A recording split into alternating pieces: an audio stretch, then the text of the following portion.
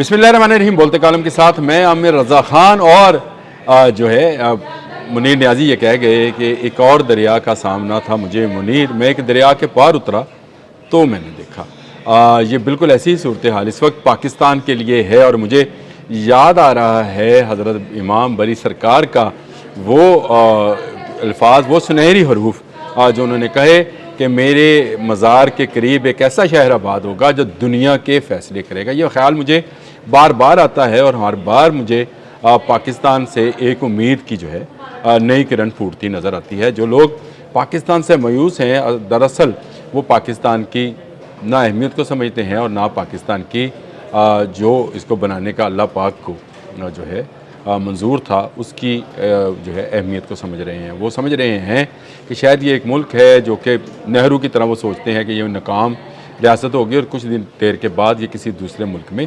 जम हो जाएगी। लेकिन आज देख लें पाकिस्तान फ़ैसले करा रहा है, बड़ा फ़ैसला करा दिया। अमेरिका और ईरान की जंग बंद करा दी। किस तरह से पाकिस्तान की मेज़बानी में मुज़ाकरात शुरू हुए। आज मसूद पशकियान जो हैं वो आ रहे हैं, लेकिन पाकिस्तान अब यहाँ रुकने वाला नहीं है। अल्लाह पाक ने पाकिस्तान को अगर दुनिया की सरबराही का मौका दिया है तो पाकिस्तान कोई मौका हाथ से जाने नहीं देगा। ये बात मेरे जहन में क्यों आई, क्योंकि पाकिस्तान के अक़वाम मुत्तहिदा में मुस्तकिल मंदूब हैं जी, और उन्होंने एक ख़त लिखा है उस्मान जदून ने, और उन्होंने यूक्रेन और रूस से कहा है कि आएँ मिल बैठकर इस जंग को भी बंद कराते हैं। इस वक्त ज़ोरों पे जंग है। यूक्रेन की तरफ से कोई 1000 के करीब ड्रोन्स जो हैं वो मास्को और इसके इर्द गिर्द गिरदोनवा में फेंके गए। बड़ी ही खौफनाक फुटेजेस हैं जिसमें वो उनकी पेट्रोकेमिकल फैक्ट्री और उसके जो गोडाउन्स हैं या उसके जो रखने की जगह हैं वहाँ से तबाही के मंज़र नज़र आते हैं। लेकिन उसके बाद कीव पे जो हमले हुए जो कि बैलिस्टिक मिसाइल्स थे और ड्रोन्स हमले थे जो रूस ने किए, उससे भी कई लोगों की जान गई और सैकड़ों हज़ारों जो हैं ज़ख्मी हैं। तो जंग इस वक्त भड़क रही है। ऐसी सूरत हाल में जदून साहब का ये ख़त जो है इस बात की गमाज़ी है कि इन मुज़ाकरात का जो कि स्विट्ज़रलैंड में हुए, जिसको इस्लामाबाद डिक्लेरेशन के नाम से आज जो है दोनों मुल्कों ने साइन किए थे, जिसमें सालस पाकिस्तान था, इससे फ़ारिग होने के बाद पाकिस्तान अब यूक्रेन और रूस की जंग भी बंद कराना चाहता है। ये ख़त है जिसके मंदरजात के मुताबिक पाकिस्तान ने रूस यूक्रेन के तनाज़े के ख़ात्मे के लिए और फौरी जंग के लिए मुज़ाकराती अमल शुरू करने की बात की है, मुतालबा की है। अक़वाम मुत्तहिदा में मैंने आपको बता दिया उस्मान जदून का ये लिखा हुआ ख़त है। ख़त की कापी मैं साथ लगा रहा हूँ ताकि आप लोगों के जहन में रहे। इस बयान के मुताबिक यूक्रेन तनाज़े के हल के लिए पाकिस्तान ने कशीदगी में फौरी कमी तमीरी सवारतकारी पर जोर दिया है और कहा है कि दोनों मुल्क बैठकर अपने जो मामलात हैं उनको तय करें, किसी तीसरे मुल्क की तरफ ना देखें। यूक्रेन यूरोप की तरफ देखता है और रूस जो है वो अपने इत्तेहादी ममालिक के साथ जो है उनकी तरफ देखता है, जैसे चीन है, शुमाली कोरिया है, ईरान है, बाकी ममालिक हैं। इसमें सब में पाकिस्तान दोबारा से एक और सालसी के लिए, एक और इस्लामाबाद जो है टॉक्स के लिए तैयार हो रहा है। ये ख़त इस बात की गमाज़ी है कि पाकिस्तान आने वाले दिनों में उन तमाम तनाज़ात का, चाहे वो अमेरिका वेनेज़ुएला तनाज़ात हों, चाहे यूक्रेन रशिया तनाज़ा हो, चाहे वो किसी दूसरे मुल्क के साथ यानी शुमाली कोरिया का जनूबी कोरिया के साथ कुछ आबनाए पे तनाज़ा हो, उसमें पाकिस्तान ही मरकज़ी किरदार अदा करेगा। उसकी बुनियादी वजह यह है कि दुनिया भर के तमाम ममालिक ने पाकिस्तान को पुरएतमाद साथी करार दे दिया और इसलिए पाकिस्तान के किए हुए मुज़ाकरात पर ना अमेरिका ने चूँ की है ना ईरान ने चरां की है। दोनों की चूँ चरां जो है, जिनकी आवाज़ आ रही थी, वो बंद कर दी गई है और ये बंद करने का सेहरा जो है पाकिस्तान के फील्ड मार्शल आसिम मुनीर और पाकिस्तान के प्राइम मिनिस्टर शहबाज शरीफ के सर जाता है। इसमें और किसी का कोई आप कहें अमल दखल है तो नहीं है, सिर्फ़ और सिर्फ पाकिस्तान का है। तो अब आ जाए उसी बात पर जिस पर इमाम बरी सरकार ने यह बात कही और उसके बाद सूफ़ी बरकत अली ने यही बात कही। तो उन्होंने भी यही कहा था कि इस्लामाबाद में दुनिया के फ़ैसले होने हैं। तो ये दो अल्लाह के वली थे जिनकी पेशगोइयाँ जो हैं 100% जो हैं वो मैं समझता हूँ कि पूरी हो रही हैं और दुनिया के फ़ैसले जो है वो पाकिस्तान में हो रहे हैं। इसके साथ साथ आपको एक पेशगोई और भी बताता हूँ जो कि पिछले दिनों में बड़ी हुई کہ پاکستان نومبر 2026 میں اپنی اس فیز سے جو کہ ہم سمجھتے ہیں کہ ہم غربت کی طرف سے ہیں اور امارت کی طرف جائیں گے، اس فیز میں آنے والا ہے۔ یعنی پاکستان میں جو ہے دولت کی ریل پیل ہونے والی ہے۔ اور میں اکثر آپ سے یہ بات کہتا رہتا ہوں کہ پاکستان کی زمین کے اندر بے پناہ خزانہ موجود ہے۔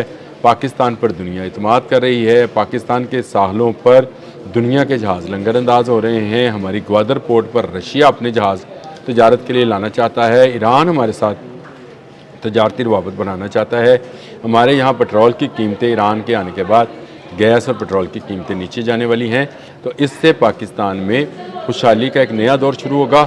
لیکن خدا را یہ نہ سمجھیے گا کہ اس طرف یہ بات شروع ہوئی ہے اور دوسری طرف جو ہے دولت آنا شروع ہو جائے گی۔ یہ اے ٹی ایم کارڈ نہیں ہے، یہ محنت کی، لگن کی، ایمانداری کی، سچائی کی بات ہے۔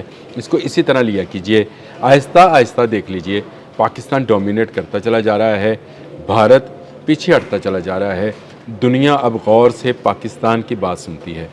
یوکرائن اور رشیا بھی جو ہے، یعنی وہ زیلنسکی جو کہ یوکرائن کا اس وقت سربراہ ہے اور پیوٹن جو ہے یہ رشیا کا سربراہ ہے، دونوں بھی پاکستان ہی کی طرف دیکھیں گے اور پاکستان نے اپنا پہلا کارڈ کھیل دیا ہے، کیونکہ ایران امریکہ جنگ بندی کے بعد ہمارے پاس بھی اور کوئی کام نہیں تھا، ہم نے کہا چلیں یہی کام پکڑتے ہیں کہ روس اور یوکرائن کی بھی صلح کراتے ہیں، اور انشاءاللہ تعالی جس طرح اتنے 50 سالہ تنازع کے بعد امریکہ اور جو ہے ایران کی صلح کرا دی گئی ہے، اسی طرح یوکرائن اور رشیا کا معاملہ تو چند سال پر ہے۔ یو ایس ایس آر ٹوٹا، اس کے بعد 20-22 سال تک جو ہے خاموشی رہی، اس کے بعد یہ 4-5-6 سال سے کچھ مسئلے جو ہیں وہ شروع ہوئے، سرحدی تنازعات تھے، کچھ منرلز کے تنازعات تھے، کچھ اس طرح کی دھاتی جو تھی جو زمین سے نکلتی ہیں ان پر تنازع تھا، پھر یورپ کا معاملہ تھا کہ یوکرائن جو تھا وہ یورپ کی جھولی میں جا بیٹھا تھا،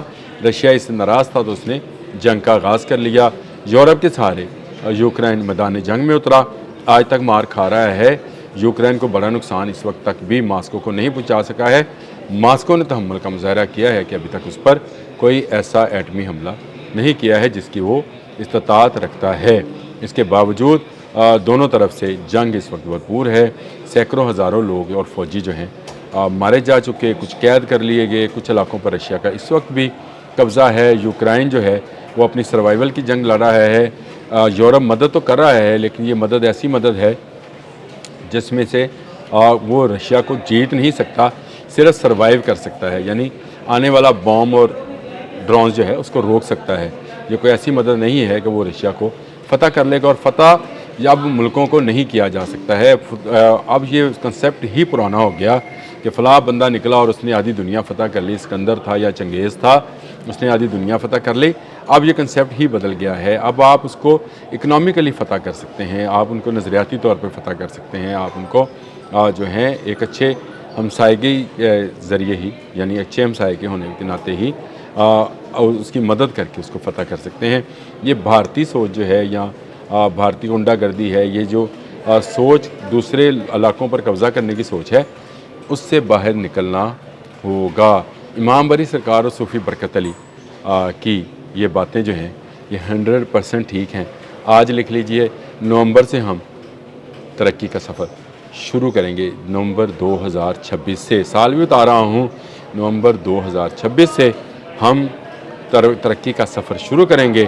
اس میں مشکلات بھی آئیں گی، اس میں ہرڈلز بھی آئیں گی، اس میں ہماری اپنی جہالت بھی آئے گی، اس میں ہماری نا امیدی اور مایوسی بھی آئے گی جو ہمیں اللہ پاک کی ذات سے ہے، لیکن 27 رمضان کو بنائے جانے والے اس ملک کے لیے اللہ پاک نے اور بہت ساری برکتیں، فضیلتیں اور عزتیں رکھی ہوئی ہیں جو ہمارے مقدر میں اسی صورت میں آئیں گی جب توکل اللہ پر ہم عمل کرتے ہوئے کام کریں گے۔